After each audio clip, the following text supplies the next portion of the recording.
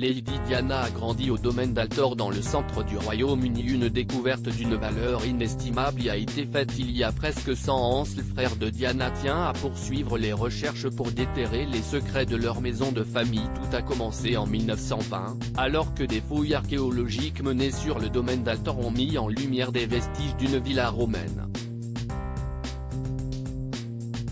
Passionné d'histoire, le comte Charles Spencer, actuel locataire en charge de la demeure familiale et frère de l'ancienne princesse de Galles qui est enterrée sur ses terres, a décidé de faire poursuivre les recherches afin de découvrir d'autres possibles vestiges se trouvant sur les terres de ses ancêtres. En effet, comme le souligne Vanity Fair, les plus de 5000 hectares du domaine Altor sont dans la famille Spencer depuis 1508. Autant dire que de nombreuses générations se sont succédées sur ces mêmes terres qui, quelques siècles plus tôt, étaient habitées par des Romains. Sur son compte Instagram, le frère cadet de Lady Diana ne manque pas de donner quelques updates des fouilles qui se font sur ces terres.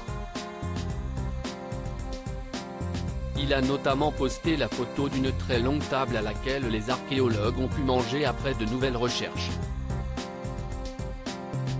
Ils sont ici depuis 3 semaines et mettent au jour la villa romaine qui se trouvait ici depuis peut-être 100 ans après JC, et qui aurait été habitée pendant plusieurs centaines d'années. A expliqué le conte en légende de la photo. Une idée qui a de quoi fasciner et qui ne manque pas de réveiller l'enthousiasme de Charles Spencer à propos de cette partie de l'histoire qui se serait déroulée là où il a grandi et où il vit désormais avec sa femme Karen et leur fille Lady Charlotte Diana Spencer. Une terre pleine de trésors. Si est incroyable de penser à ces personnes qui profitaient déjà d'Altor, plus de 1000 ans avant que ma famille ne vienne y cultiver la terre pour la première fois dans les années 1480, a ajouté le comte d'Altor. Lors des premières fouilles, plusieurs découvertes avaient été faites et avaient ainsi motivé la décision de poursuivre sur cette voie.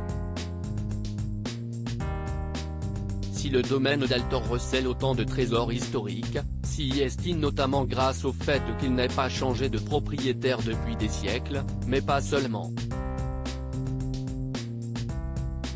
Le parc ayant été clôturé il y a plusieurs centaines d'années, les terres qui s'y trouvent n'ont pas été travaillées ni construites depuis.